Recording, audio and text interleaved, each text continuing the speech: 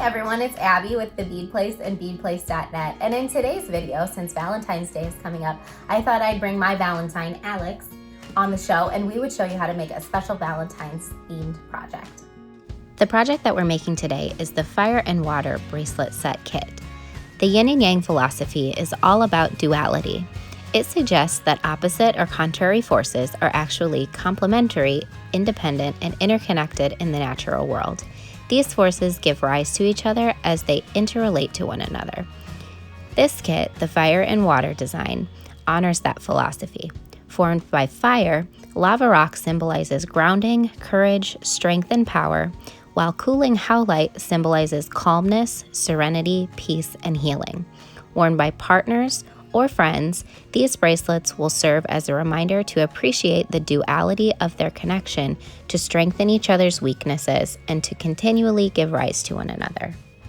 Remember, all the materials we're using today can be found at www.beadplace.net. The link can be found in the description below. We've been wearing these bracelets for over 4 years. No, I'm playing. It's only been 2. But they're great bracelets. And I hope that you enjoy this video. Yeah, so we wear them every single day. We don't wear them to bed and we don't wear them in the shower, but we take nice care of them. Oh, you don't wear them in the shower? No. Well, you can wear them in the shower because I take mine off occasionally, but I'll wear it in the shower. Probably not best. If you like this video, please give it a big thumbs up. Make sure to subscribe because we put out new videos all the time. And if you really like us, make sure to check out that Patreon link down below. There's lots of perks to becoming a Patreon member. Let's get started. This kit contains 8mm white howlite and black lava rock beads, 24 of each, 4 electroplated pewter beaded spacers, 4 electroplated pewter nugget washer spacers, and 2 10-inch length of stretch cord. The tools we're using today are a flush cutter and some bead stoppers. The bead stoppers aren't entirely necessary, but they just help us to stop the beads from falling off the end of the stretchy cord. We'll also be using some glue. The first thing that we're gonna do is pre-stretch our elastic. So this is a really important step to make sure that our bracelet doesn't sag over time. So just stretch it out and bounce it. Kind of invisible too, so. I actually don't have one in my hand. The first thing that I'm gonna do when making my bracelet is choose which color I want the primary color to be. I like the black one. I'll stick with the black. So what you're gonna wanna do is pick out your favorite one of these, and this one's got a lot of marbling to it. I'll pick this one. So it's really important when you're using beads that are from nature that you select a bead that you like the best. Much like when you select a partner or friend or loved one that you like the best. So the lava beads have a lot of inconsistencies to them, so it's kind of really important to go through them and make sure that you find the one that you want to be accented in the center of your bracelet. So I'm gonna do that now. I'm gonna pick one with lots of cool little pits in it.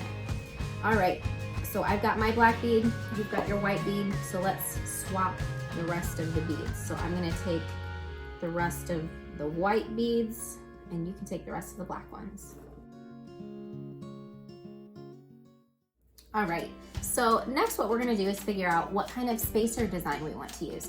So the kit comes with 4 spacers of each style. You can either put all of the spacers of one style on one bracelet and all of the other on the other, or you can mix them up, totally up to you. So I think what Alex was nodding at was that he'd like to use all of the bigger spacers on his bracelet, and I'm going to use all of the smaller ones on mine. So next what we're going to do is use a bead stopper. Next what we're going to do is Got away from me. Yeah, we're going to use a bead stopper.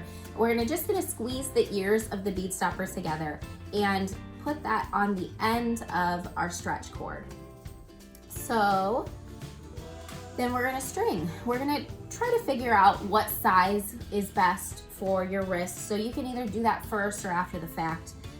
What I'm gonna start with is my, my focal design. So I'm going to string my spacers onto the stretch cord. The stretch cord is thick enough so you don't need a needle. You can just string it right through the beads. So I'm gonna string my spacers on first, and then my accent bead and my spacers.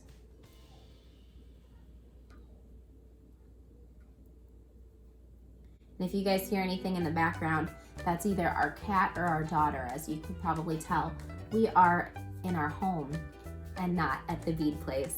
So the screams and the meows are the daughter and cat respectively. Although sometimes the cat does scream when the daughter's meowing. That's true. So we're gonna string these beads until we have a size that's best for our wrists. Now, because we're making these together, it's not important for us to pre-measure and measure that length out with the beads that we're stringing. But let's say you're making this gift for someone who's not near you. What you'd want to do is guesstimate their wrist size, add a 1/2 inch for comfort, and then use that length in beads.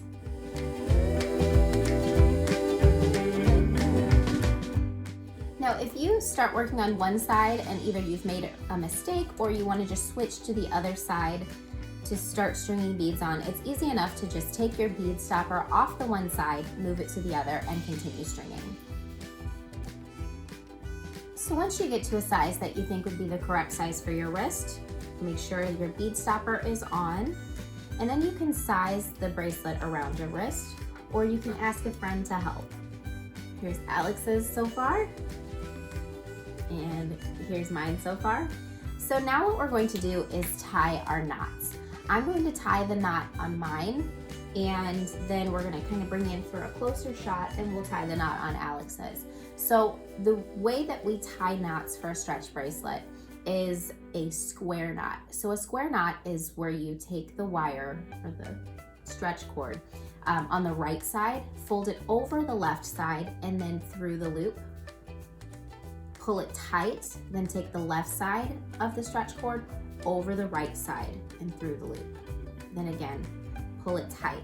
My secret extra step is to also pull from inside the bracelet as well. And then what that does is it stretches the knot. So when you stretch the knot, the pores in the elastic open and it'll kind of get grabby that way. So when those pores are open, they want to grab onto themselves as you unstretch it, so it'll hold a lot tighter that way. It'll hold until we're able to get a little bit of glue on the knot. So after your knot is tied, you'll want to apply glue, just a very small amount, just right on the crossover of the knot, and then you can tuck that knot into the next bead just by kind of pulling the bead over the top of it. Now, you'll actually be gluing the knot inside the bead, but that's a good thing. That way, as our bracelet wears, that knot's not gonna pop out and be super visible when we wear it. So we'll bring in for a closer look. All right, now it's my turn. We're gonna go right over left. And left over right.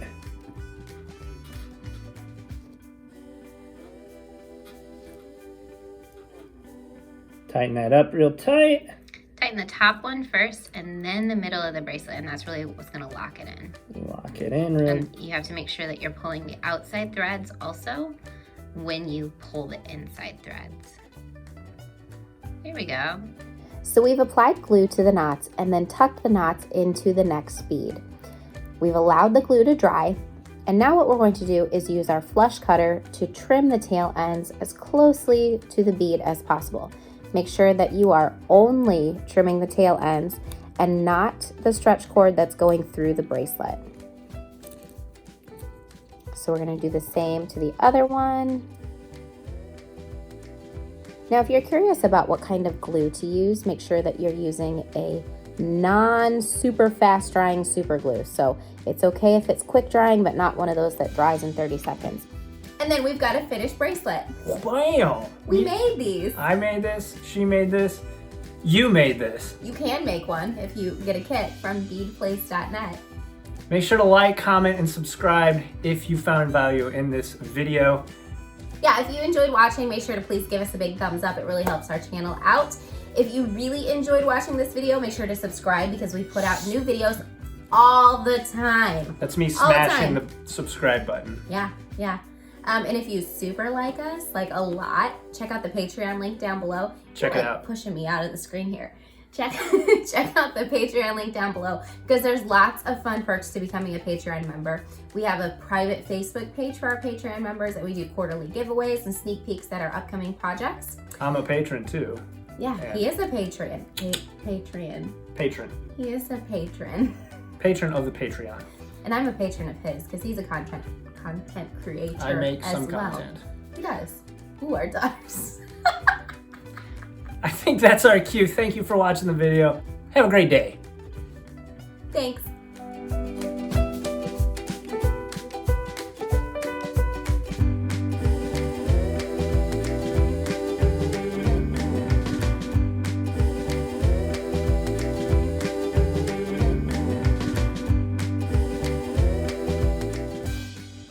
She said, Mommy and Daddy hear me. Everybody hears you, little girl. Hi everyone, it's Abby with the Bead.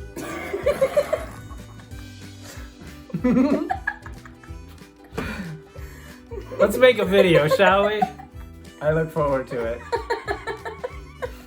We have a cat that makes jewelry. It's a jewelry making cat. His name's Baby Jack. Don't tell my child's name on the internet.